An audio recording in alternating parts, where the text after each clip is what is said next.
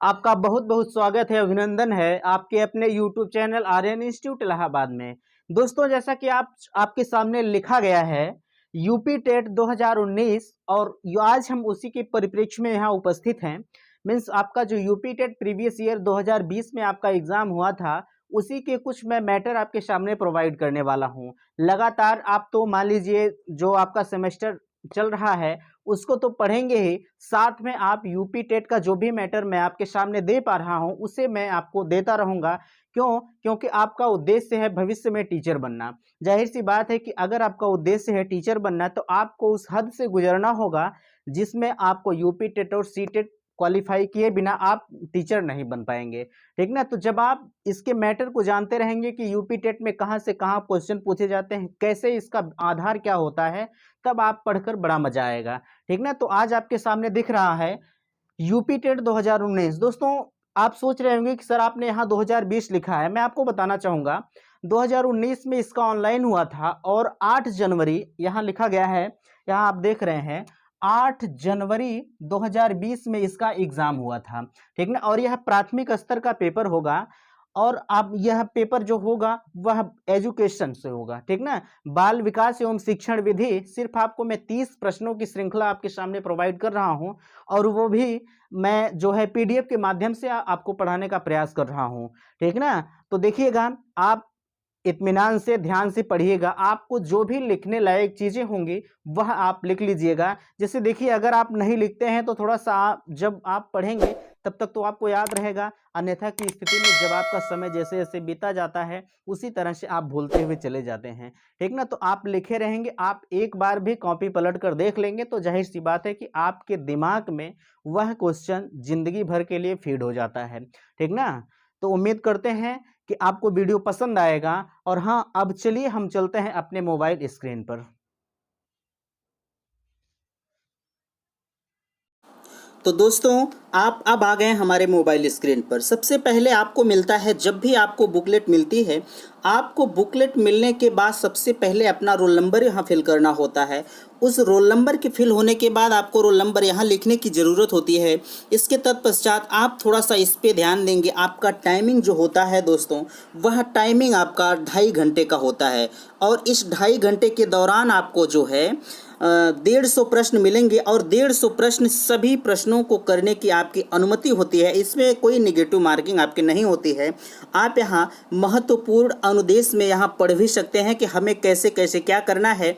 मैं इसलिए यहाँ आपको दिखा रहा हूँ ताकि आप जो है आने वाले समय में जान पाएँ। यहाँ आप देख रहे हैं इसका सब्जेक्ट भी लिखा गया है, आप सब्जेक्ट को भी देख सकते हैं कौन कौन सा सब्जेक्ट क्या होता है। यहाँ कुछ छूट भी गया दोस्तों, यहाँ आप देख सकते हैं कुछ सब्जेक्ट छूट गए, बट सब्जेक्ट को आप ध्यान में रखते हुए अपने पेपर को करेंगे। तो आज हमारा चर्चा का विषय है आपके सामने जो आपका चाइल्ड साइकोलॉजी होता है, उसी के परिप्रेक्ष्य में मैं यहाँ आपके सामने उपस्थित हूँ। तो चलिए, यह पेपर जो आपका दिया गया है, यह 8 जनवरी 2020 को जो आपका यूपी टेट का पेपर हुआ था, अभी अभी मैंने आपको बताया।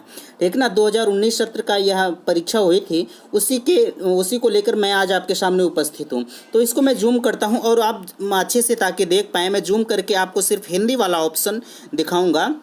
चलिए, तो इसमें पहला क्वेश्चन हमारा कहता है कि किसने बहुविद्यात्मक प्रज्ञा का प्रत्यय दिया है। दोस्तों, बहुविमात्मक प्रत्यय जो होता है, अगर हम इसे दूसरे शब्दों में कहना चाहें तो इसका नाम होता है बहुबुद्धि का सिद्धांत। जबकि आप बहुबुद्धि को सिद्धांत को बहुत अच्छी तरह से जानते होंगे। बहुबुद्धि का सिद्धांत किसने दिया था? चाहे आप बहुविमात्मक प्रज्ञा का प्रत्यय कहें या बहुबुद्धि का सिद्धांत कहें, तो अगर देखा जाए तो किसने? हार्वर्ड गार्डनर महोदय ने इस जो है इसको दिया था। ठीक ना? बहुविमात्मक या बहुबुद्धि का सिद्धांत हार्वर्ड गार्डनर ने दिया गया था। चलिए, अब हम अगला क्वेश्चन आपके सामने रखते हैं। जहां आप देख रहे हैं बहुत इंपॉर्टेंट क्वेश्चन है। यह सभी, जब भी आपका चाहे यूपी टेट का एग्जाम हो चाहे सी टेट का एग्जाम हो, यह हर एग्जाम में टपक पड़ता है। देखिए, यहाँ आपके सामने लिखा गया है कि डिसलेक्सिया में, दोस्तों आप अच्छी तरह से देखेंगे, डिसलेक्सिया में एक चीज़ मैं आपको बताना चाहूँगा, पेपर में टिक भी लगा है, तो आप उस टिक को ध्यान नहीं देंगे। आप अपने स्वेच्छा से आप देखेंगे कि मैं कितना क्वेश्चन आपके सामने सही करता हूं।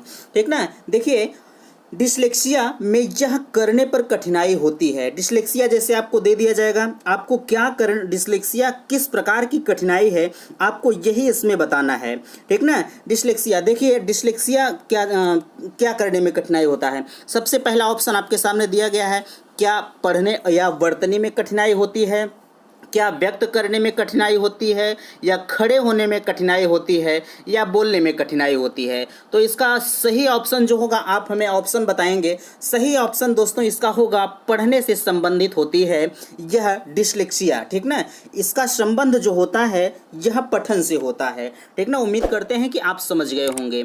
चलिए अब हम आपके सामने अगला क्वेश्चन रखते हैं। अगला क्वेश्चन हमारा कहता है कि देखिए, ऑप्शन इसका थोड़ा सा बड़ा है, यहाँ हम जूम से कम करते हैं। देखिए यहाँ लिखा गया है कि निम्न में से एक समावेशी कक्षा में शिक्षक की भूमिका नहीं है। मित्रों, आप एक चीज़ का बहुत अच्छी तरह से ध्यान देंगे भैया, ये बहुत चुपके से छिपा होता है, नहीं होता है। हम इस पे ध्यान नहीं देते हैं और हम सही वाले ऑप्शन को गलत करके चले आते हैं। इसलिए मैं आपसे बार बार यही कहना चाहूँगा कि इन महोदय पर आप बहुत अच्छी तरह से ध्यान देंगे। अगर कहीं भी नहीं का ऑप्शन आता है तो नहीं को आप नहीं भूलेंगे, ठीक ना। चलिए, इसमें कह क्या रहा है कि समावेशी कक्षा में शिक्षक की भूमिका नहीं होती है, मीन्स इसका नेगेटिव आंसर आपको बताना है।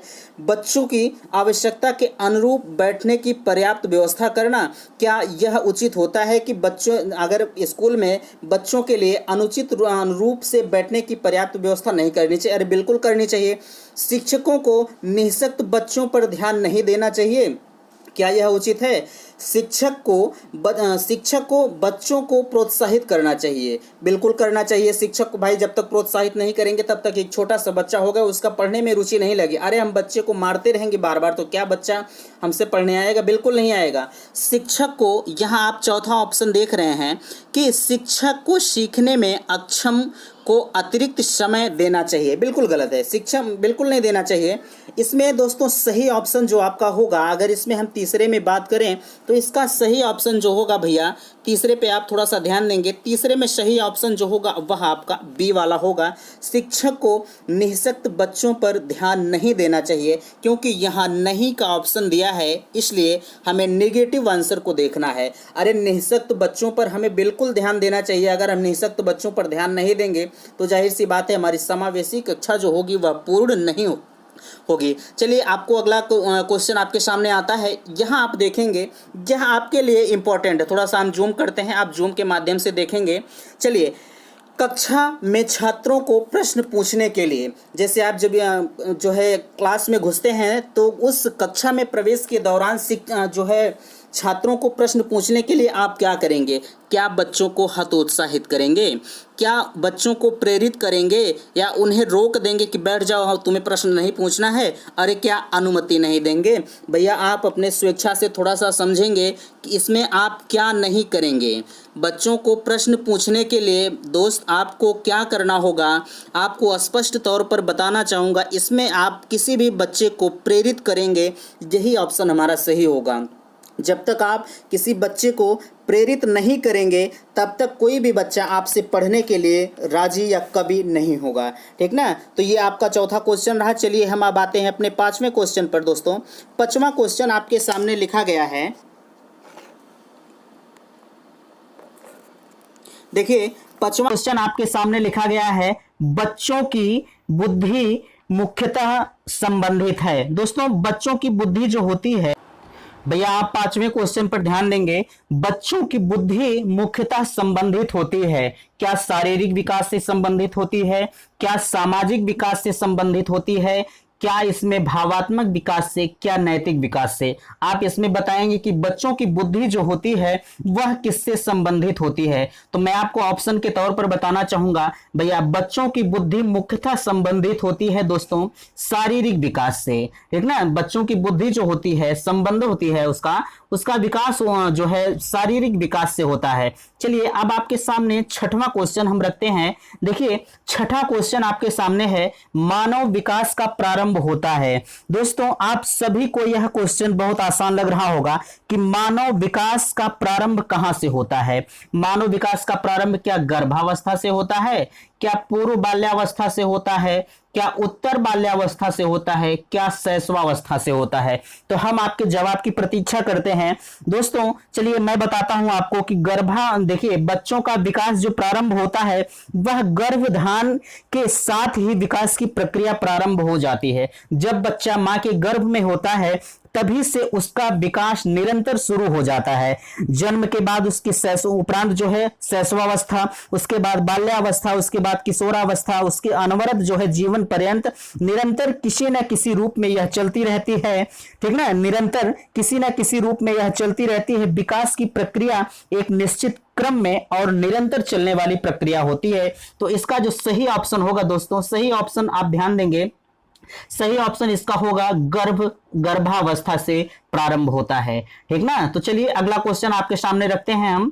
अगला क्वेश्चन आपका कहता है कि देखिए बहुत इंपॉर्टेंट क्वेश्चन है कि द कंडीशन ऑफ, आप इस क्वेश्चन को देखेंगे, द कंडीशन ऑफ लर्निंग पुस्तक के लेखक हैं। दोस्तों द कंडीशन ऑफ लर्निंग पुस्तक के लेखक कौन है आप बताएंगे।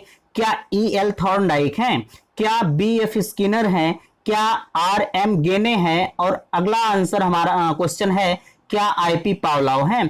तो इसके लिए आप थोड़ा सा जब कंडीशन ऑफ जो भी पुस्तक आपको मनोविज्ञान में दी जाएगी तो आपको अध्ययन करना होगा। अगर आप अध्ययन नहीं करते हैं तो जाहिर सी बात है आप भूल जाएगा।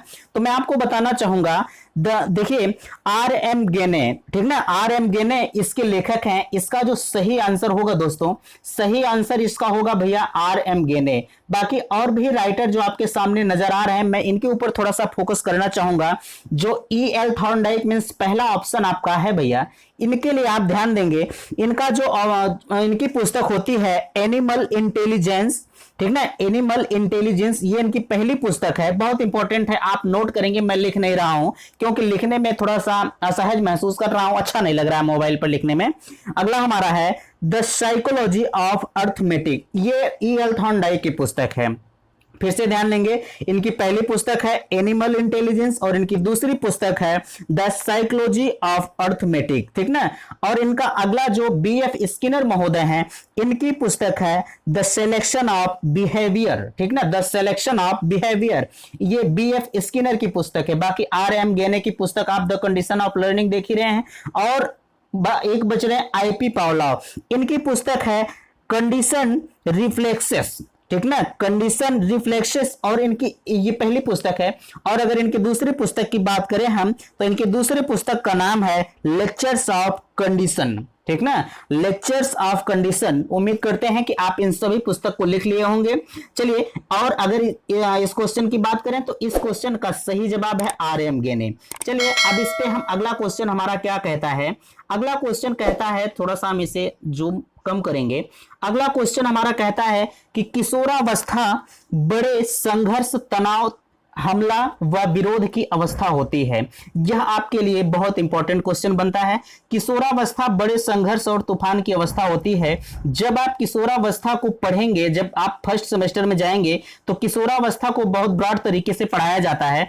तो उसी कथन में आपको यह बताया जाएगा, उसी चैप्टर में आपको यह बताया जाएगा कि यह किशोरावस्था बड़े संघर्ष और तनाव, तूफान की अवस्था होती है।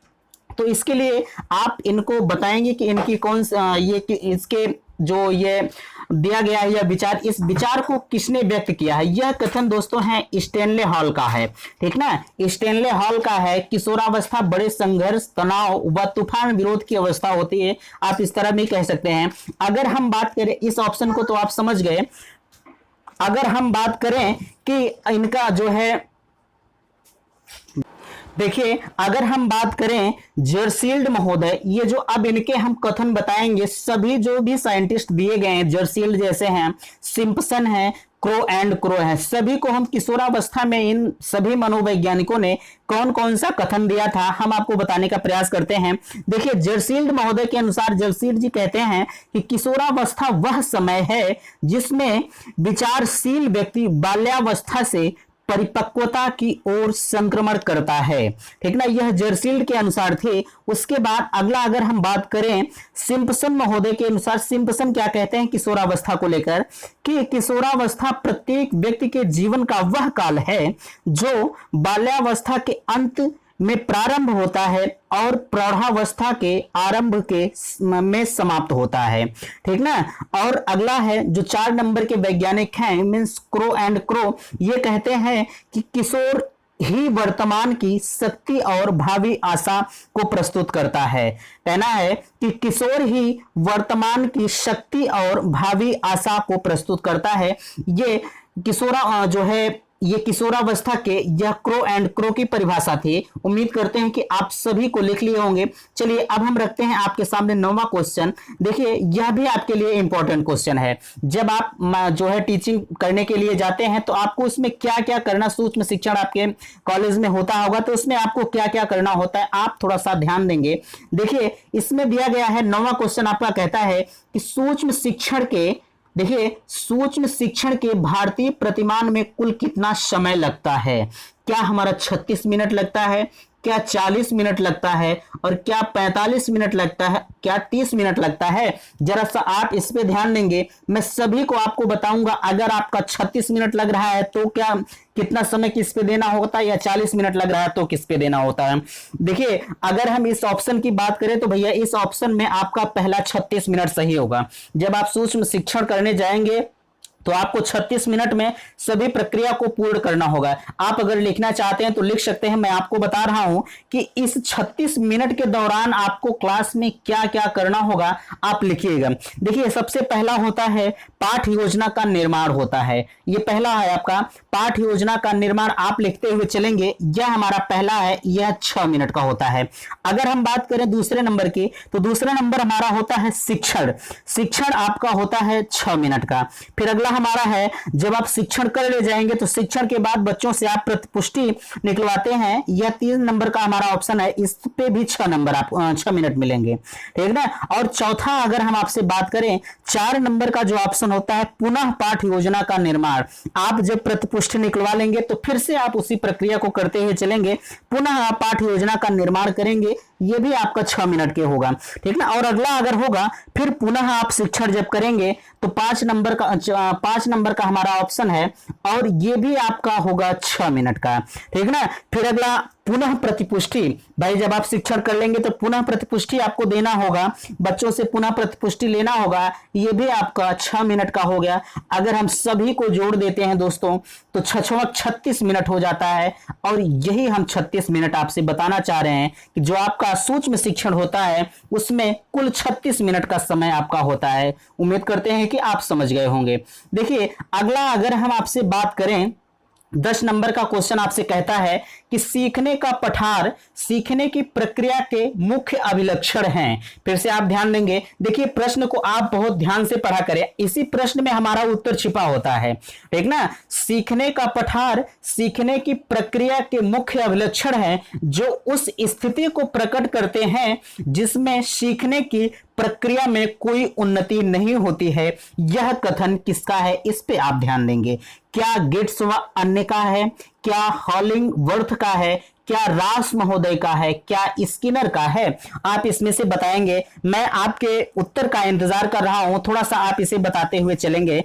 देखिए अगर इसमें हम बात करें भैया कि यह किसकी परिभाषा है तो आप बहुत ध्यान से इसको नोट कर लेंगे। यह बहुत इंपॉर्टेंट परिभाषा है, यह रास महोदय की है। ठीक ना, इसके राइटर जो हैं रास, जो इस परिभाषा के जो दिए गए हैं, यह परिभाषा रास महोदय की है। ठीक ना, उम्मीद करते हैं कि आप समझ गए होंगे। अगर हम गेट्स व अन्य की बात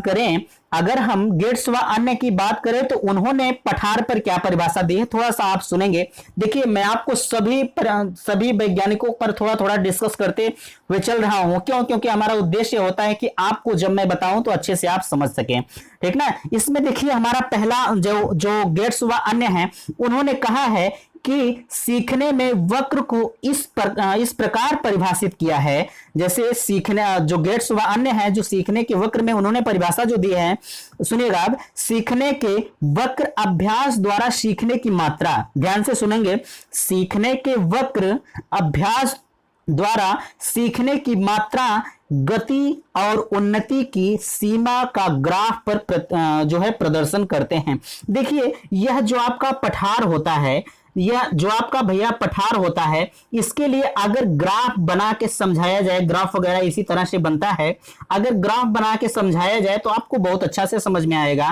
खैर अभी के लिए मैं इतना ही समझा रहा हूं, बाकी जब इसका और भी मैं अच्छे से डिस्कशन करूंगा तो और भी अच्छे से आपको बताने का प्रयास करूंगा। चलिए आपके सामने जो है 11वां क्वेश्चन मैं रखता हूं। 11वें क्वेश्चन के लिए आप थोड़ा सा ध्यान देंगे दोस्तों। 11वां क्वेश्चन आपका कहता है कि यदि, ध्यान देंगे, 11वां क्वेश्चन हमारा कहता है यदि शिक्षक कक्षा में एक छात्र को समस्यात्मक बालक के रूप में पाता है तो उसे क्या करेगा। जैसे जब आप जो है क्लास में घुसते हैं या क्लास में जब आपने प्रवेश किया तो कोई बालक समस्या उत्पन्न कर रहा है तो उसे आप किस प्रकार से जो है सुव्यवस्थित करेंगे, उसे आप किस प्रकार से समायोजित करेंगे बच्चे को, आपको इसमें वही बताना है। क्या बच्चों को दंड देना चाहिए, आप ध्यान से देखेंगे, क्या बच्चों को दंड देना चाहिए। दंड देना एनसीएफ 2005 के खिलाफ यह दंडनीय अपराध है। आपको जहां भी नेगेटिव ऑप्शन अगर आता है तो आप सीधे उसे काट दीजिए, एकदम 100% वह गलत होता है, ठीक ना। क्या बच्चों को नजरअंदाज कर देना चाहिए, भैया बताइए, एक छोटा सा बालक होता है, अगर वह समस्या उत्पन्न कर रहा है तो क्या हम बच्चे को नजरअंदाज कर देंगे? अरे बिल्कुल नहीं करेंगे।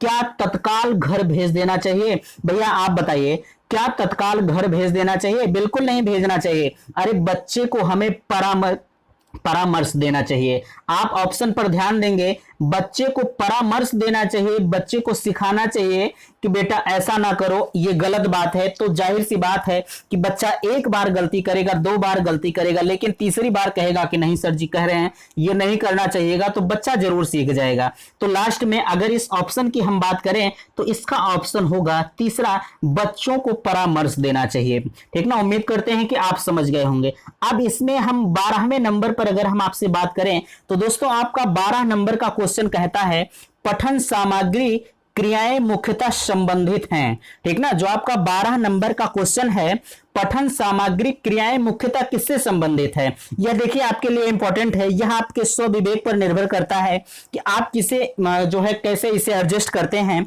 तो देखिए पठन सामग्री जो आप पढ़ते हैं वह आपके मुख्यतः किससे संबंधित होता है। क्या शैक्षिक संस्थानों के विकास में, क्या शैक्षिक संस्थानों के विकास से संबंधित है, क्या छात्रों के सर्वांगीण विकास से संबंधित है, छात्रों के वृत्तिक विकास से संबंधित है, या छात्रों के मानसिक विकास से संबंधित है। जरा सा आप इसका आंसर देंगे। देखिए भैया जहां आपको एक वर्ड आ जाए, देखिए इस वर्ड का जो महत्व है, इस वर्ड का महत्व एकदम अति महत्वपूर्ण है, आपको जानना चाहिए, ठीक है ना। अगर हम इसकी चर्चा करें आपसे, जो यहां सर्वांगीण विकास, हालांकि आपका ऑप्शन जो होगा, ऑप्शन नंबर आपका यही सही है, बी वाला दूसरा, ठीक ना, छात्रों का सर्वांगीण विकास। अरे भैया आप जब जाते हैं, जैसे आप पढ़ने जा रहे हैं तो आपका मुख्य उद्देश्य क्या होगा, क्या शैक्षणिक संस्थानों का विकास होगा। अरे हम कहें विकास करेंगे शैक्षणिक संस्थान का, अरे हमसे मतलब है कि हमें छात्रों का सर्वांगीण विकास हो, हमारे पठन सामग्री का यही मुख्य उद्देश्य होता है, ठीक ना। छात्रों का सर्वांगीण विकास हो, हमारी पठन सामग्री का यही मुख्य उद्देश्य होता है। देखिए इस पे और हम थोड़ा सा डिस्कस करना चाहेंगे। पठन सामग्री क्रियाएं छात्रों के सर्वांगीण विकास से रुचि, जैसे अगर हम कहें आपसे, जो रुचि होती है इसमें छात्रों की सक्रिय सहभागिता और छात्रों की क्रियाशीलता आदि से संबंधित होती है, ठीक ना। और लास्ट में इसका ऑप्शन आपका बी वाला सही होगा। चलिए देखिए थोड़ा सा समय ज्यादा लग रहा है बट आप इस पे ध्यान नहीं देंगे दोस्तों। अगर आपको मैटर अच्छा मिल रहा है तो आप समय को ध्यान नहीं देंगे। देखिए जब मैटर आपको अच्छा मिलेगा तो पढ़ने में आपको मजा आएगा। मैं हर ऑप्शन को आपको डिफाइन करते हुए चल रहा हूं कि कौन सा ऑप्शन क्यों नहीं सही हो सकता, कौन सा ऑप्शन सही है तो क्यों सही है, ठीक ना। अभी मैं आपको सीधे आंसर बताता चलूं तो आपको समझ में नहीं आएगा ना आपको देखने में मजा आएगा। चलिए हमारा अगला क्वेश्चन आपके सामने 13 नंबर का क्वेश्चन कहता है कि निम्न में से किसने अधिगम किसने अधिगम सिद्धांत का प्रतिपादन नहीं किया। मैंने आपसे क्या कहा था, आप इन महोदय को बड़े ध्यान से देखेंगे। प्रतिपादन नहीं किया था, हमने नहीं को अगर नहीं देखा ना तो हमारा नहीं वाला नहीं हो जाता है, ठीक ना, इसलिए हम नहीं को देखते हुए चलेंगे। चलिए अगर हम इस पे बात करें आपसे कि अधिगम का सिद्धांत का प्रतिपादन नहीं किया, तो आपका इसमें पहला ऑप्शन है कोहलर और दूसरा ऑप्शन है, देखिए आपका पहला है कोहलर, दूसरा है स्किनर, तीसरा है बीएस ब्लूम और चौथा है थॉर्नडाइक, ठीक ना। आप इन सभी को ध्यान देंगे, नहीं का ऑप्शन चुनना है तो भैया इसमें जो महोदय सही होंगे यह सही है, देखिए इसमें सही है, देखिए बीएस ब्लूम इसमें सही हैं, ठीक ना। बीएस ब्लूम क्यों सही है, आप हमारी व्याख्या पर थोड़ा सा ध्यान देंगे। जो बीएस ब्लूम महोदय हैं, बीएस ब्लूम महोदय तथा इनके कुछ सहयोगियों ने जो है 1956 में शिक्षण अधिगम के उद्देश्य का वर्गीकरण प्रस्तुत किया था, ठीक ना। शिक्षण अधिगम के उद्देश्य का जो है प्रतिपादन किया था, न कि अधिगम सिद्धांत का प्रतिपादन किया था। जबकि कोहलर हुए, मैक्स वर्दिमर हुए, देखिए कोहलर इसमें आगे कोहलर हो गए और स्किनर हो गए, थॉर्नडाइक हो गए, मैं सभी वैज्ञानिकों का नाम आपको बताता हूं, कोहलर हो गए, मैक्स वर्दिमर हो गए, कुर्ट कोप्पा, इसी तरह से बहुत सारे वैज्ञानिक हैं जिन्होंने मिलकर अंतर्दृष्टि अधिगम का सिद्धांत प्रतिपादन किया था, ठीक ना। और स्किनर ने अधिगम का क्रिया प्रसूत, आप इसको लिखते हुए चलेंगे, और ये जो है स्किनर महोदय हैं, स्किनर महोदय ने अधिगम का क्रिया प्रसूत अनुबंधन सिद्धांत प्रतिपादित किया था। और आगे हम इन महोदय की बात करें, थॉर्नडाइक महोदय की, तो थॉर्नडाइक ने अधिगम का संबंधवाद सिद्धांत प्रतिपादित किया था। उम्मीद करते हैं कि आप इसे समझ गए होंगे, ठीक ना। देखिए अब आपका अगला क्वेश्चन क्या कहता है, अगला क्वेश्चन आपका कहता है 14 नंबर का क्वेश्चन है, 14 नंबर का क्वेश्चन आपका कहता है कि शिक्षा में अवरोधन का तात्पर्य क्या है। शिक्षा में अवरोधन का तात्पर्य क्या है, आप इसे थोड़ा सा हमें बताएंगे। जैसे आप अगर एक ही कक्षा में पढ़ते हैं तो आप शिक्षण में यही अवरोध उत्पन्न होता है, तो आपसे यही पूछा जा रहा है कि शिक्षा में अवरोधन का तात्पर्य क्या है। 14 नंबर का क्वेश्चन है, देखिए इसमें पहला ऑप्शन कह रहा है कि बालक का विद्यालय में प्रवेश न लेना, क्या यह अवरोधन से तात्पर्य है। और दूसरा आपका कह रहा है कि बालक का विद्यालय न जाना, और इसका तीसरा ऑप्शन कह रहा है बालक द्वारा विद्यालय छोड़ देना। और आपका चौथा ऑप्शन कह रहा है किसी बालक का 1 वर्ष से अधिक एक समय तक एक ही कक्षा में रहना, ठीक ना। आपको इसका आंसर बताना है। 14 नंबर का ऑप्शन देखिए, बालक का विद्यालय में प्रवेश न लेना, कि यह जो है यह कोई कारण नहीं है अवरोधन का। भाई इसमें बालक की गलती है, जो बालक विद्यालय में प्रवेश नहीं ले रहा है, कहीं ना कहीं गार्जियन की भी गलती है। और इसमें हमारा जो है अगला कहता है कि बालक का विद्यालय न जाना, बिल्कुल ये भी कोई कारण नहीं है अवरोधन का। और इसमें हमारा तीसरा ऑप्शन क्या कहता है, बालक द्वारा विद्यालय छोड़ देना, बिल्कुल नहीं यह अवरोधन का तात्पर्य है। दोस्तों अगर है ऑप्शन इसका, तो इसका ऑप्शन 4 नंबर का सही है, ठीक ना। अरे किसी बालक का 1 वर्ष से अधिक समय तक एक ही कक्षा में रहना, अरे यही तो अवरोधन है। जैसे कोई बालक अगर किसी कक्षा में फेल हो जाता है तो यही उसका अवरोधन होता है, फिर उसे फिर उसी कक्षा में उस बालक को पढ़ना होता है। अवरोधन का तात्पर्य मीन्स एक कक्षा में बार बार पढ़ना ही अवरोधन होता है, ठीक ना। चलिए अब इसे आप समझ गए होंगे। अगला क्वेश्चन हमारा 15 नंबर का कहता है, 15 नंबर का क्वेश्चन आपके सामने लिखा है कि निम्न में से किस कौशल में पूर्व ज्ञान का परीक्षण आता है, ठीक ना। निम्न में से किस कौशल में पूर्व ज्ञान का परीक्षण आता है, देखिए यही क्वेश्चन हमारा है। इसका ऑप्शन देखिएगा आप, 1 नंबर का ऑप्शन है उद्दीपन परिवर्तन कौशल, और दूसरा है प्रस्तावना कौशल, तीसरा है आपका समापन कौशल, और चौथा ऑप्शन है प्रदर्शन कौशल। इसके लिए आप कमेंट करेंगे, आपके कमेंट का मुझे इंतजार है। देखिए अगर हम बात करें 15 नंबर क्वेश्चन की, तो 15 नंबर का क्वेश्चन होता है, अगर इसमें हम ऑप्शन की बात करें 15 नंबर में, तो इसका ऑप्शन जो सही है भैया, यह इसका ऑप्शन बी वाला सही है, प्रस्तावना कौशल, ठीक है ना। अब प्रस्तावना कौशल के कुछ घटक भी होते हैं, आप थोड़ा सा उस घटक के बारे में ध्यान देंगे। उद्दीपन कौशल ये सब छोड़ दीजिए आप, प्रस्तावना कौशल के जो घटक होते हैं, जैसे आपको इसमें क्या करना होगा, कोई बच्चा होगा पूर्व ज्ञान के संबंध में उसके जानने की जरूरत, इसी तरह से बहुत सारे घटक होते हैं। खैर इसके लिए आप सिर्फ इतना जानिए, प्रस्तावना कौशल इस ऑप्शन का उत्तर सही होगा। किस कौशल में पूर्व ज्ञान का परीक्षण आता है, तो जब आप जो है प्रस्तावना कौशल करते हैं तो उसके पहले आपको पूर्व ज्ञान की जरूरत होती है, ठीक ना। तो चलिए अब इसी क्रम में हमारा 16 नंबर का ऑप्शन आता है। देखिए इसे आपको मिलाना है, इसे हमें छोटा करना होगा क्योंकि ये सारा ऑप्शन आपको दिखेगा नहीं। चलिए अगर इसमें हम बात करें कि स्तंभ ए, देखिए स्तंभ ए तथा स्तंभ बी को सुमेलित कीजिए। देखिए आपका अभी भी हमने कुछ इसमें से आपको बुकों का नाम बताया था, इसके पहले जहां कंडीशन ऑफ लर्निंग वाली पुस्तक आई थी, ठीक ना, उसमें हमने कुछ राइटर के बताए थे। इसमें आपका पहला है एनिमल इंटेलिजेंस पुस्तक पहला है, और आपका बी वाला है पुनर्बलन की अनुसूची, तीसरा है सारगर्भिता का नियम, और चौथा है अनुकूलन। यह आपका किससे संबंधित है, थोड़ा सा आप इसमें ध्यान देंगे, बिना ध्यान दिए आप समझ नहीं पाएंगे। देखिए हालांकि यहां तो मिलाया गया है, आप समझ गए होंगे आंसर कौन सा है, लेकिन मेरे दोस्त आपको यह जानना अति आवश्यक है, ठीक ना। देखिए अगर हम एनिमल इंटेलिजेंस की बात करें तो इस पुस्तक के राइटर हैं, देखिए थॉर्नडाइक महोदय। मींस अगर हम ए की बात करें तो इस ए का संबंध आपके 3 नंबर ऑप्शन से है कि नहीं है, हो गया 3 नंबर का, एक खत्म हुआ आपका, ठीक। अगर हम बी वाले की बात करें, यहां बी वाला लिखा गया है पुनर्बलन की अनुसूची, तो पुनर्बलन की अनुसूची आपके तीसरे नंबर से संबंधित है। अगर हम बी की बात करें तो बी का आपका चौथा नंबर का ऑप्शन सही हो गया, ठीक।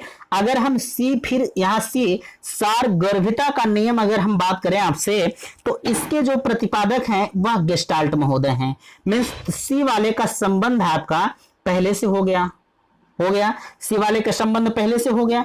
और अब बचता है डी वाला। अगर आपने 3 सही कर लिया तो डी वाला तो आपको अपने आप मिल जाएगा। मीन्स अगर हम डी की बात करें तो डी का संबंध है डी का संबंध है दूसरे से। अब यहां आप देख सकते हैं ए का संबंध इसमें तीसरे से दिया गया है। क्या ए का संबंध किसी और से है? इन सभी ऑप्शन में ए का संबंध किसी और से नहीं है, तो जाहिर सी बात है सब ऑप्शन निकल गए। अगर यहां कहीं 3 ऑप्शन दिया होता तब आपको थोड़ा सा कंफ्यूजन है, तब आपको जाना होता दूसरे में, ठीक ना। अगर दूसरा भी इसी तरह होता तो जाहिर सी बात है एक ना एक ऑप्शन आपका सही होगा। हालांकि इसमें आपका चौथा ऑप्शन सही है, आप इसे अच्छी तरह से मिलान कर लेंगे, आपको समझ में आ जाएगा।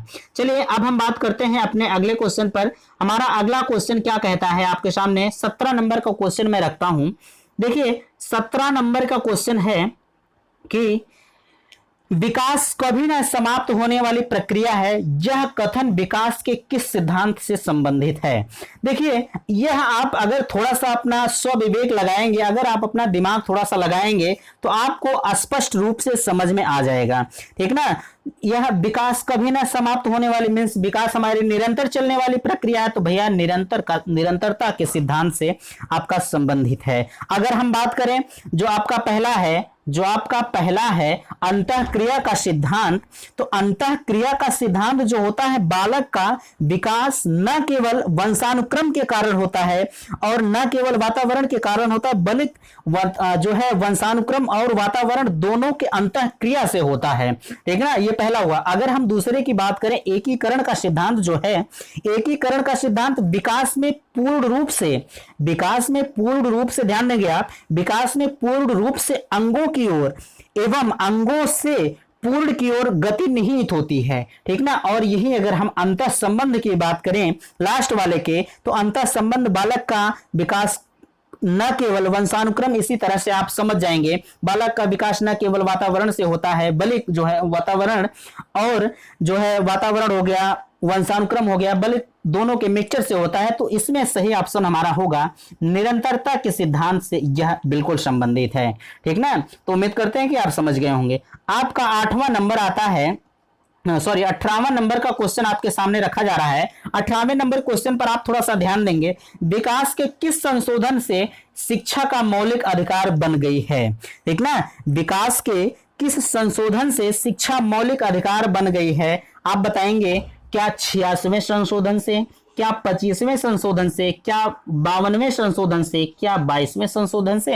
हालांकि आपके सामने टिक लगा हुआ है, आप समझ जाएंगे, लेकिन आप इस टिक को ध्यान नहीं देंगे भैया, किसी किसी क्वेश्चन पर गलत भी लगा है, ठीक ना, किसी किसी क्वेश्चन पर गलत लगा है, इसके चक्कर में आप मत रहिएगा कि नहीं ये सब सही है लगा है ना। तो 18वें नंबर का क्वेश्चन अगर हम बात करें आपसे कि भारतीय संविधान में 86वां संविधान संशोधन अधिनियम 2002 की बात अगर हम करें आपसे, तो शिक्षा के अधिकार से संबंधित है, बिल्कुल यह सही है, लेकिन जिसमें अनुच्छेद 21 में एक नया खंड जोड़कर, जो आपका 21 में 21A इसमें जोड़ा गया है, इसमें मौलिक शिक्षा जो है वह मौलिक अधिकार बन गई है, ठीक ना, मौलिक अधिकार बन गई है।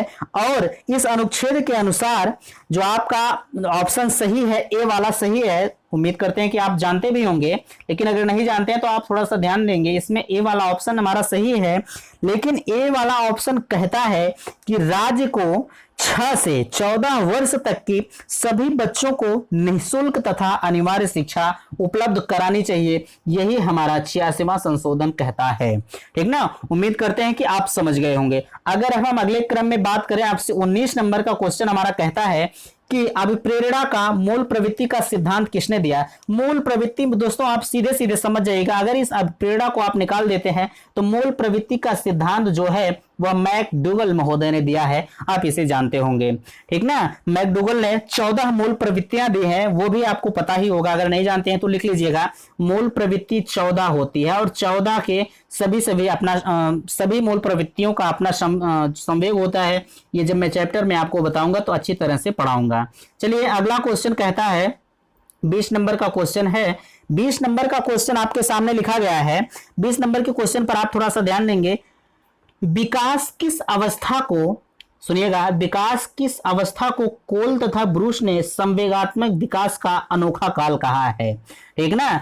थोड़ा सा आप इसे बताएंगे हमें कि विकास, ध्यान देंगे, विकास किस अवस्था को कोल तथा ब्रूस ने संवेगात्मक विकास का अनोखा काल कहा है? क्या शैशवावस्था को कहा है, क्या बाल्यावस्था को कहा है, क्या प्रौढ़ावस्था को कहा है, क्या किशोरावस्था को कहा है? इनमें से किस अवस्था को इन्होंने कहा है कि संवेगात्मक विकास का अनोखा काल है? तो इसके लिए आप सही आंसर लगाएंगे भैया। इसके लिए सही आंसर आपका होगा, देखिए सही आंसर बाल्यावस्था होगा, ठीक ना।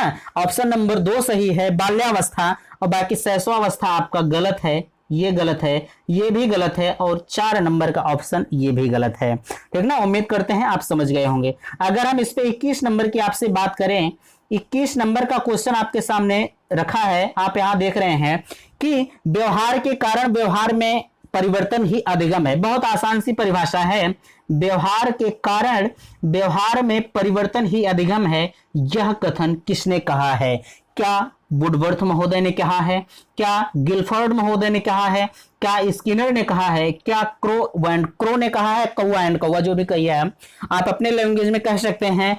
वुडवर्थ कहे हैं, गिलफोर्ड कहे हैं, स्किनर कहे हैं, कि क्रो एंड क्रो ने कहा है। इन सभी की परिभाषा अभी मैं आपको बता रहा हूं, बट इसमें ऑप्शन क्या सही है, थोड़ा सा आप ऑप्शन पर ध्यान देंगे। गिलफोर्ड महोदय ने कहा है कि व्यवहार के कारण व्यवहार में परिवर्तन ही अधिगम है, यह गिलफोर्ड महोदय ने कहा है।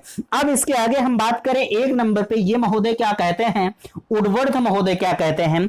वुडवर्थ महोदय ने कहा है कि नवीन ज्ञान तथा, ठीक ना, नवीन ज्ञान तथा नवीन प्रक्रियाओं को अर्जन करने की प्रक्रिया ही अधिगम करने की प्रक्रिया कहलाती है, ठीक ना। यह अधिगम से संबंधित है परिभाषा, आप ध्यान देंगे, यह किससे संबंधित है? अधिगम से संबंधित है। तो अधिगम के बारे में वुडवर्थ महोदय क्या कहते हैं, उसी चीज पर मैं आपसे बात कर रहा हूं।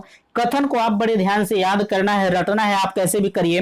कथन कितना आया है आप पेपर में देख रहे हैं, ठीक ना। तो चलिए 21 नंबर का क्वेश्चन हमने आपको गिलफोर्ड महोदय बताया, और इसमें वुडवर्थ कहते हैं कि नवीन ज्ञान तथा नवीन प्रक्रियाओं को अर्जन करने की प्रक्रिया अधिगम करने की प्रक्रिया कहलाती है, यह वुडवर्थ महोदय की थी।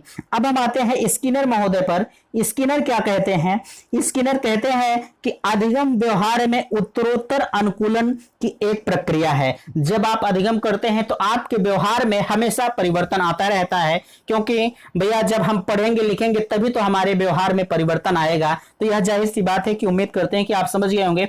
अब हम बात करते हैं 4 नंबर पे। क्रो एंड क्रो कहते हैं कि आदतों, ज्ञान तथा, इन परिभाषाओं को आप लिखते हुए चलेंगे क्योंकि मैं यहां लिख नहीं रहा हूं, ठीक ना। कहता है क्रो एंड क्रो कहते हैं कि आदतों तथा ज्ञान आवृत्तियों का अर्जन ही अधिगम है। अधिगम को हमने कितने प्रकार से परिभाषित किया आप समझ गए। उम्मीद करते हैं कि आप समझ गए और परिभाषा भी लिख लिए होंगे। अगर हम इसमें बात करें आपके 22 नंबर के क्वेश्चन में, देखिए यह भी आपको मिलाने के लिए ही आया है, ठीक ना। यह भी आपके मिलाने के लिए ही आया है। थोड़ा सा इसे छोटा करना होगा तभी इस स्क्रीन पर पूरा आ पाएगा।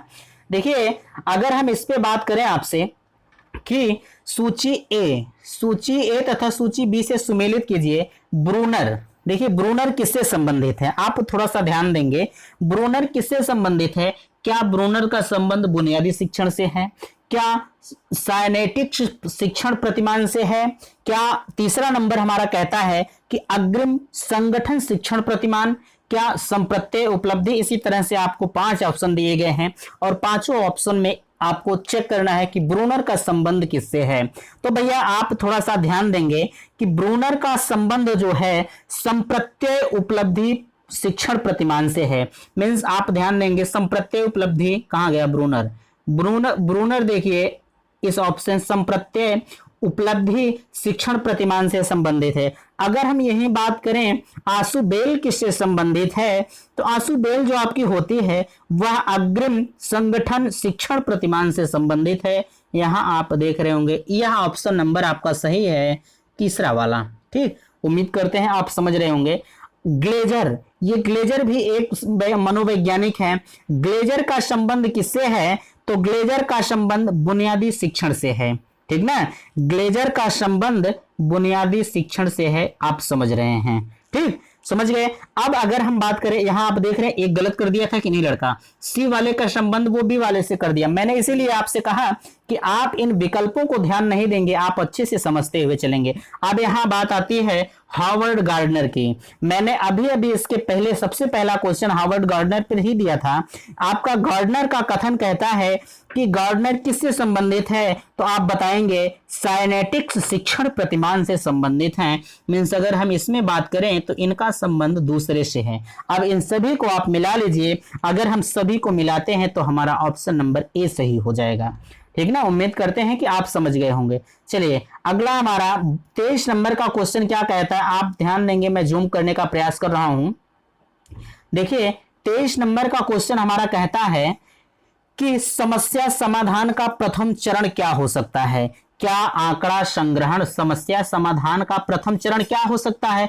आंकड़ा संग्रहण हो सकता है, समस्या की पहचान हो सकता है, परिकल्पना का परीक्षण हो सकता है, या परिकल्पना का निर्माण हो सकता है। इसमें कौन सा आंसर सही होगा? इस आंसर के लिए हम आपके कमेंट का इंतजार कर रहे हैं। आप थोड़ा सा कमेंट करेंगे कि इसमें आपका कौन सा ऑप्शन सही होगा। देखिए अगर हम इसमें बात करें आपसे कि समस्या समाधान विधि में समस्या समाधान का प्रथम चरण जो आपका होता है भैया, आपका सबसे पहला काम होता है कि बच्चों का समस्या पहचान करना, ठीक ना। बच्चों की सारे, जब तक समस्या आप नहीं पहचानेंगे तब तक समाधान क्या करेंगे। इसलिए समस्या समाधान का पहला चरण होता है कि समस्या का पहचान करना। अगर हम दूसरे चरण की बात करें तो दूसरा चरण, इसमें देखिए 5 चरण होते हैं, ठीक ना। ये तो पहला चरण था, समस्या समाधान के 5 चरण होते हैं। इसमें पहला समाधान जो था वह समस्या पहचान था। और अगर हम दूसरे की बात करें परिकल्पना का निर्माण करना, और अगर हम तीसरे की बात करें तथ्यों का संकलन या आंकड़ा संग्रहण, और अगर हम चौथे की बात करें तो चौथा हमारा होता है भैया परिकल्पना का विशिष्ट परिस्थिति में परीक्षण करना। उम्मीद करते हैं कि आप अच्छे से समझ गए होंगे। तो इस नंबर में हमारा ऑप्शन नंबर 2 सही होगा। उम्मीद है कि आप समझ गए। चलिए इसी क्रम में अगर हम 24 नंबर पर आपसे बात करें तो हमारा 24 नंबर का ऑप्शन कहता है कि बालकों का अधिगम सर्वाधिक प्रभावशील होता है जब, हो या होगा जब बालक जब अधिगम करता है तो सबसे प्रभावशाली अधिगम कब होता है। देखिए क्वेश्चन आप पढ़ेंगे, क्वेश्चन पढ़ने के बाद आप आएंगे ऑप्शन पर। पढ़ने लिखने एवं गणितीय कुशलताओं पर बल देना। क्या आप जब अधिगम प्रभावशाली बनाएंगे तो क्या सिर्फ गणितीय कुशलताओं पर बल देंगे? आप कहेंगे बिल्कुल नहीं देंगे। ठीक, अब अगला क्या है, आप 3 नंबर पर आएंगे। शिक्षण व्यवस्था एकाधिकारवादी होनी चाहिए। अरे बिल्कुल नहीं होनी चाहिए। क्यों ऐसा होना चाहिए? शिक्षण अधिगम प्रक्रिया में आगे होकर बालकों को निष्क्रिय रखेगा। अरे भैया, जब बालक ही निष्क्रिय हो जाएगा तो हम अधिगम को प्रभावशाली कैसे बनाएंगे? जरा सा आप ध्यान देंगे। अरे बालक हमारे क्लास का सर्वे सर्वा होता है, बालक को हम पढ़ाने जा रहे हैं। अरे जब बालके को हम निष्क्रिय कर देंगे तो हमारा अधिगम कहां से होगा? इसलिए हमारा ऑप्शन अब 2 क्या कहता है, हम 2 पर थोड़ा सा ध्यान देंगे। 2, बालकों का संज्ञानात्मक विकास, भावात्मक विकास और मनोचालक पक्षों का विकास होगा, तभी हमारा ये जो प्रभावशाली शिक्षण होगा वह सफल माना जाएगा। तो इसके लिए आप ऑप्शन पर ध्यान देंगे। ये सब क्वेश्चन यार आप अपने स्वविवेक से करते हैं, थोड़ा सा दिमाग अगर लगाएंगे तो आप आंसर तक पहुंच जाएंगे। अरे पहले आप नेगेटिव आंसर को छांट दीजिए। बालक को हम निष्क्रिय कभी नहीं रखेंगे, शिक्षण व्यवस्था को हम एकाधिकारवादी कभी नहीं करेंगे। अरे पढ़ने लिखने में सिर्फ हम गणितीय कुशलताओं का, अरे हिंदी अंग्रेजी हमारी कहाँ गई? अरे हिंदी अंग्रेजी भी हमको बच्चों को पढ़ाना है, संस्कृत भी पढ़ाना है, सभी सब्जेक्ट को पढ़ाना है, तो हम गणित पर ही क्यों ध्यान देंगे? इसलिए हम बच्चों के संज्ञानात्मक विकास को ध्यान देंगे, भावात्मक विकास को ध्यान देंगे और मनोचालक पक्षों का विकास होगा, तभी हमारा शिक्षण प्रभावशाली बनेगा। उम्मीद करते हैं कि आप समझ गए होंगे। इस ऑप्शन का सही ऑप्शन होगा बी वाला। ठीक ना? चलिए अब हम बात करते हैं 24 नंबर पर, हमारा 25 नंबर पर। हमारा 25 नंबर का क्वेश्चन क्या कहता है, आपके सामने दिया गया है। 25 नंबर का क्वेश्चन हमारा कहता है कि स्मृति स्तर एवं बोध स्तर के शिक्षण प्रतिमान की संरचना में कौन सा सोपान उभयनिष्ठ है? ठीक ना? देखिए 25 नंबर का क्वेश्चन आपसे कह रहा है कि स्मृति स्तर, देखिए क्वेश्चन को आप 2 बार जरूर पढ़ा करें। स्मृति स्तर एवं बोध स्तर के शिक्षण प्रतिमान की संरचना में कौन सा सोपान सर्वाधिक सोपान जो है उभयनिष्ठ है? ठीक ना? तो आप इसे थोड़ा सा बताने का प्रयास करेंगे। अगर हम इनकी बात करें, क्या इसमें सामान्यीकरण होगा, क्या अन्वेषण होगा, क्या प्रस्तुतिकरण होगा या क्या तैयारी होगा? आप इन सभी ऑप्शन में से हमें बताने का प्रयास करेंगे कि कौन सा ऑप्शन सही होगा। देखिए अगर हम 25 नंबर की आपसे बात करें भैया, तो 25 नंबर में आपका तो हालांकि बी वाला ऑप्शन सही है, अन्वेषण। ठीक ना? 25 नंबर में आपका बी वाला ऑप्शन सही है। नहीं, बी वाला नहीं सही है। 25 नंबर के ऑप्शन में भैया आपका सी वाला सही है, प्रस्तुतिकरण। क्षमा चाहते हैं, कभी कभी हो जाता है, बोलने में मिस्टेक हो जाता है। आपका प्रस्तुतिकरण आपका सही है, लेकिन अब कैसे सही है थोड़ा सा आप ध्यान देंगे। देखिए प्रस्तुतिकरण जो होता है, अगर हम इनकी बात करें, स्मृति स्तर के सोपान एवं बोध स्तर के सोपान क्या होते हैं? देखिए स्मृति स्तर एवं बोध स्तर, देखिए जो स्मृति स्तर का सोपान होता है वह जैसे उसमें होता है कि प्रस्तावना होता है, स्मृति स्तर की मैं बात कर रहा हूं। ठीक ना? और इसमें उभयनिष्ठ क्या होगा, अभी इसमें आपको पता चल जाएगा। देखिए अगर हम स्मृति स्तर की बात करें तो आप ऐसे कॉलम बनाएंगे और एक तरफ लिखेंगे स्मृति स्तर, स्मृति, और दूसरा तरफ लिखेंगे बोध स्तर। ठीक, आप बोध स्तर लिखेंगे। अब इनके प्रतिमानों को आप लिखेंगे। इसमें पहला आपका होगा भैया, स्मृति स्तर में आप लिखते हुए चले जाएंगे। पहला लिख लीजिए प्रस्तावना और दूसरा लिख लीजिए नीचे, यहां पहला लिखे, यहां आप दूसरा आ जाइए। अब नीचे आप दूसरा लिख लीजिए प्रस्तुतिकरण और तीसरा आप लिख लीजिए, फिर नीचे आएंगे, तीसरा आप लिख लीजिए स्पष्टीकरण और चौथा आपका है सामान्यीकरण और लास्ट में आता है प्रयोग। अब हम इनमें बात करें बोध स्तर में, तो बोध स्तर में हमारा होता है, यहां तो मान लीजिए प्रस्तावना आया था, लेकिन यहां अन्वेषण होगा। ठीक, अन्वेषण होगा। अगर इनके आगे हम बात करें तो दूसरा नंबर हमारा होता है प्रस्तुतिकरण।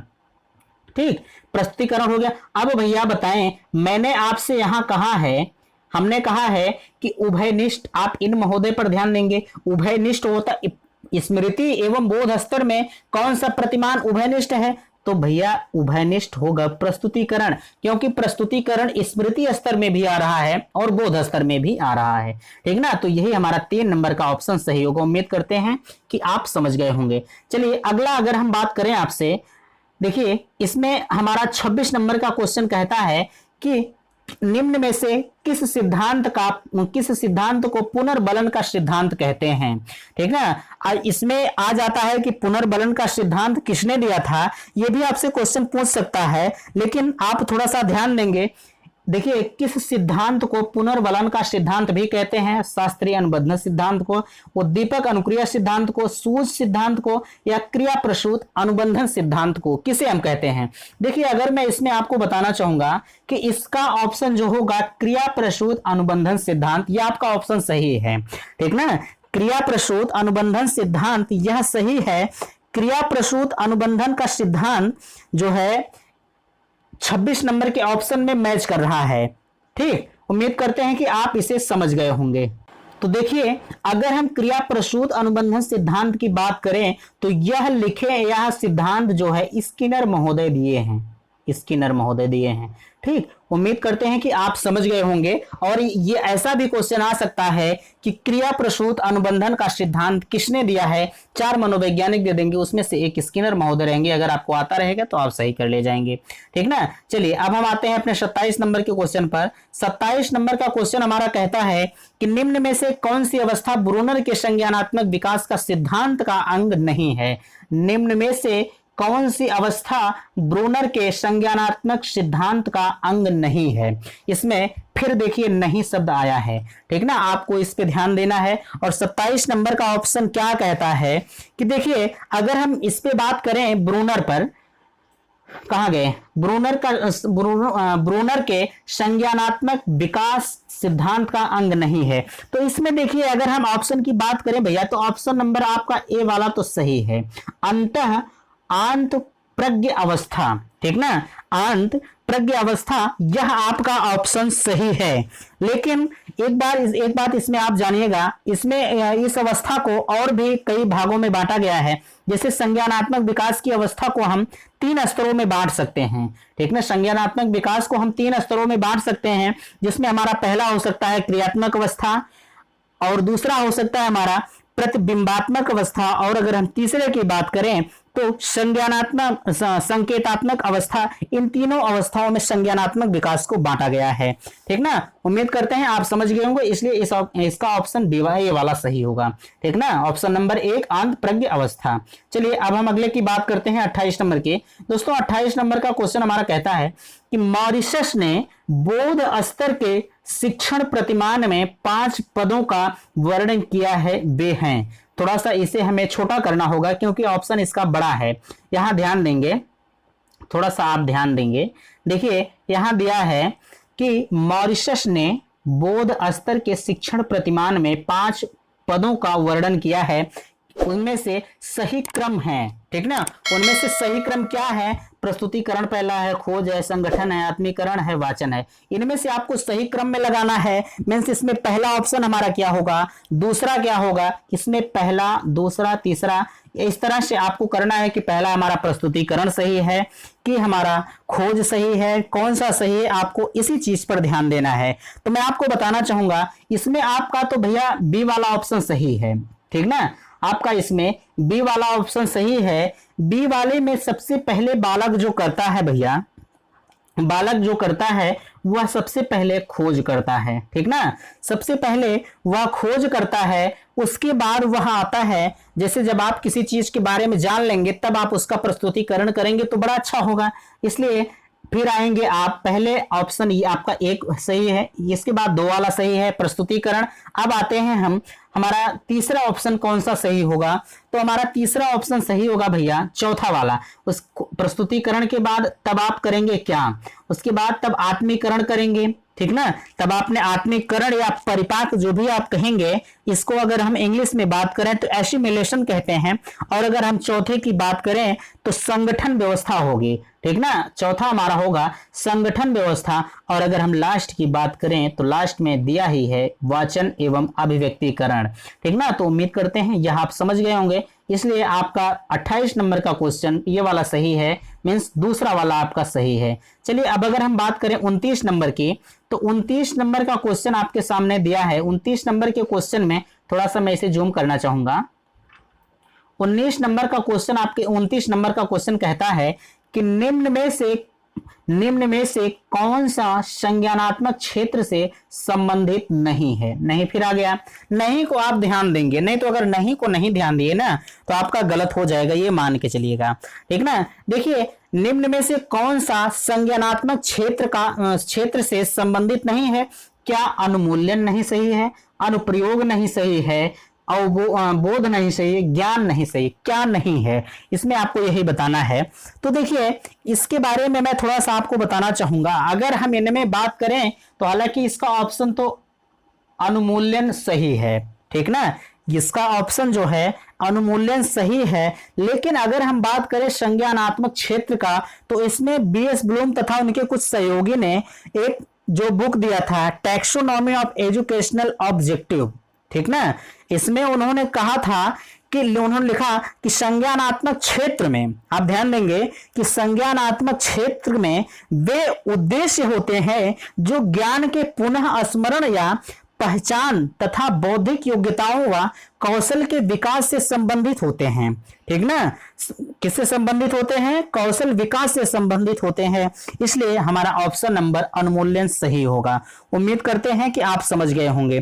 देखिए और इसमें थोड़ा सा आप ध्यान देंगे, अगर हम बात करें ब्लूम ने संज्ञानात्मक क्षेत्र के उद्देश्य में 6 वर्गों में बांटा है। आप इसे छोड़िए, आप सिर्फ इस पे ध्यान दीजिए, अनुमूल्यन आपका सही ऑप्शन सही है। अब हम आते हैं अपने लास्ट क्वेश्चन पर। हमारा लास्ट क्वेश्चन दोस्तों कहता है कि निम्न में से कौन सा अधिगम का वक्र नहीं है। क्या नतोदर नहीं है, आप क्वेश्चन को पढ़ेंगे, निम्न में से कौन सा अधिगम का वक्र नहीं है, नतोदर नहीं है, मिश्रित नहीं है, लंबवत नहीं है, उन्नतोदर या उत्तल नहीं है। इसके लिए आप बताना चाहेंगे, इसके लिए देखिए एक ग्राफ बनाना होगा, ग्राफ से आप समझ पाएंगे, नहीं तो आप सीधे सीधे इसका ऑप्शन पर टिक कर लीजिए, इसमें हमारा लंबवत सही होगा। तो उम्मीद करते हैं आज का वीडियो आपको पसंद आया होगा, और अगर वीडियो पसंद आया है तो प्लीज चैनल को सब्सक्राइब जरूर करें और वीडियो को लाइक जरूर करें। थैंक्स, धन्यवाद।